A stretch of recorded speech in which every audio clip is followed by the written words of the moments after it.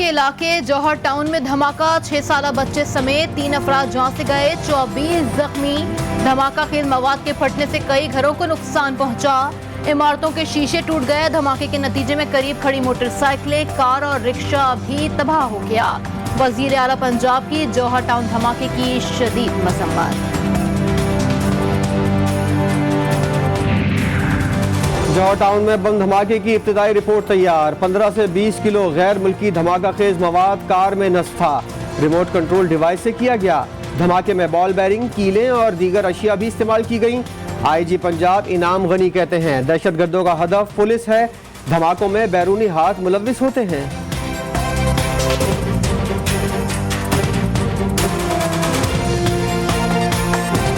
इस मुल्क में सबसे ज्यादा जितनी भी टेररिस्ट एक्टिविटी हुई है उसमें जाहिर बात है बैरूनी हाथ होता है, लेकिन इस वक्त जो सबसे बड़ा टारगेट हमें नजर आता है वो ये है कि लॉ एनफोर्समेंट एजेंसीज को वो टारगेट कर रहे हैं। हमारा जो लेटेस्ट थ्रेट अलर्ट था वो भी लॉ एनफोर्समेंट एजेंसीज के लिए था।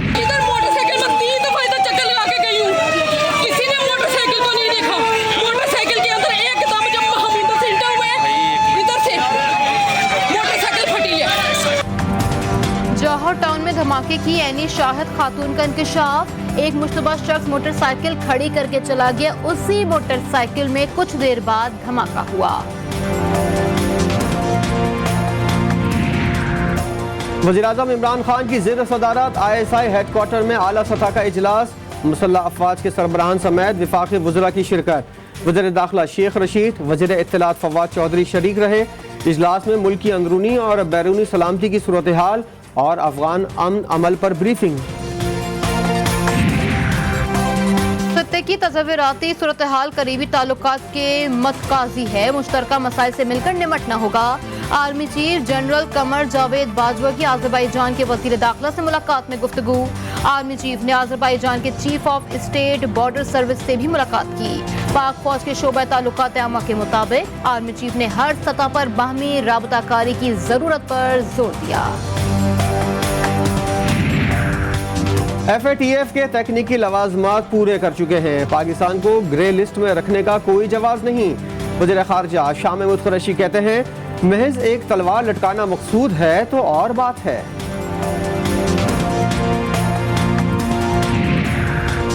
मनी लॉन्ड्रिंग और आमदन से शायद अदाजात केस में मुस्लिम लीग नून के रहनुमा ख्वाजा आसिफ की जमानत मंजूर हो गई। लाहौर हाई कोर्ट के जस्टिस आलिया नीलम और जस्टिस शहबाज रिजवी पर मुश्तमिल 2 रुकनी बेंच ने फैसला सुना दिया। कायद हिज़्ब इख्तिलाफ शहबाज शरीफ का ख्वाजा आसिफ की जमानत मंजूर होने पर इजहार तशक्कुर। कहा अल्लाह का शुक्र है नाहक कैद का सिलसिला तमाम हुआ। ख्वाजा आसिफ भी सियासी इंतकाम की अफसोसनाक रिवायत का निशाना बने। इस्लामाबाद हाई कोर्ट में नवाज शरीफ, मरियम नवाज और कैप्टन सफदर की सजा के खिलाफ अपीलों पर समाअत। नवाज शरीफ की अदम मौजूदगी में अपीलों पर समाअत कैसे आगे बढ़ाई जाए, इस्लामाबाद की अदालत आलिया ने अहम कानूनी नुक्ते पर फैसला महफूज कर लिया। मुझे ये गारंटी दें कि नवाज शरीफ वापस आएंगे, उनको इंसाफ मिलेगा और उनकी जिंदगी को खतरा नहीं होगा। इन कातिलों के हाथ में उनकी जिंदगी नहीं होगी। मैं उनको शाम की फ्लाइट। अगर नवाज शरीफ की जिंदगी को खतरा ना हो तो पहली परवाज से पाकिस्तान आ जाएंगे। लीगी नायब सदर मरियम नवाज कहती हैं हुकूमत को मोटरवे और हवाई अड्डे गिरवी रखने का इख्तियार नहीं। यह मंसूबे नवाज शरीफ ने शुरू किए। इमरान खान इन्हीं को गिरवी रखकर कर्जे ले रहे हैं। वज़ीर आज़म अपने सहारों को NRO देने के लिए उनके घर चले जाते हैं।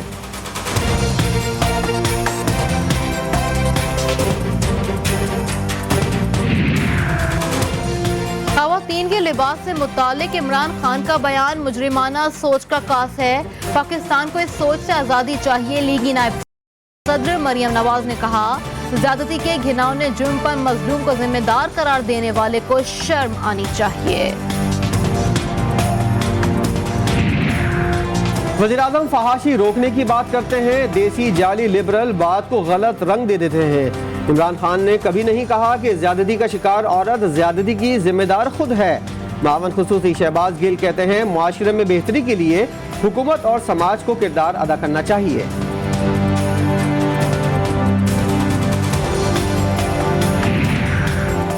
वजीर आजम के खिलाफ बात करने से डर लगता है, वो जेल भेज देते हैं। कौमी असम्बली में ख्वाजा साद रफी का इजहार ख्याल, कहा हम तनकीद करेंगे लेकिन धरना देकर हुकूमत नहीं गिराएंगे।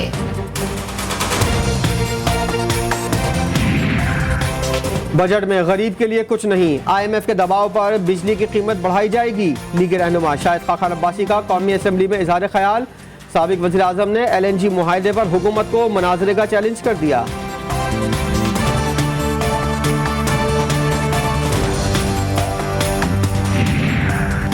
कौमी असम्बली में बाबर अवान की तकरीर के दौरान हिज़्ब इख्तिलाफ का शोर शराबा।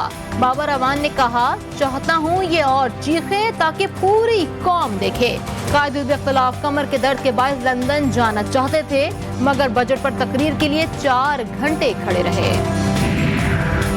आसिफ अली जरदारी और परवेज इलाही की मुलाकात पर चाय की प्याली में तूफान लाने की कोशिश की जा रही है। फिरदौस आशिकावान कहती हैं, खाफ लीग तहरीक इंसाफ हुकूमत की अहम इत्तेहादी है, मुखालफिन के ख्वाब देखने पर कोई पाबंदी नहीं।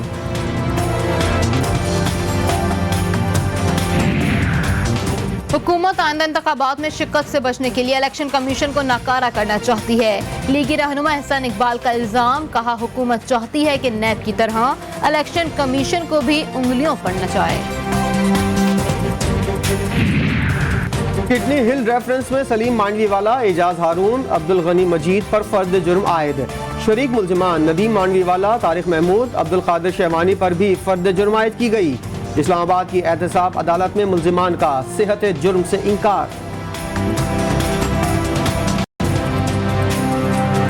अफसोस ये है हमें कि पार्लियामेंट के स्पीकर, पार्लियामेंट सेनेट के चेयरमैन वो कहते हैं जी इनको मत बुलाओ। तो इससे ये पता चलता है कि पार्लियामान भी अंडर प्रेशर है, पार्लियामान भी अंडर प्रेशर है नैब के। कौमी एहतसाब ब्यूरो को नैब वाले खुद ही खत्म कर रहे हैं। साबिक deputy chairman senate Salim Mandviwala की एहतसाब अदालत के बाहर मीडिया से गुफ्तगू, कहा चेयरमैन सेनेट और स्पीकर कौमी असम्बली कहते हैं चेयरमैन नैब को पार्लियामेंट ना बुलाओ, ऐसा लगता है ये लोग दबाव में हैं। पाकिस्तानी और ईरानी हुकूमत ने कोरोना के सबब आयद सफरी पाबंदियां खत्म कर दी। ताजिर और तलबा कोरोना वैक्सीन लगवाने के बाद दोनों मुमालिक में आ जा सकेंगे।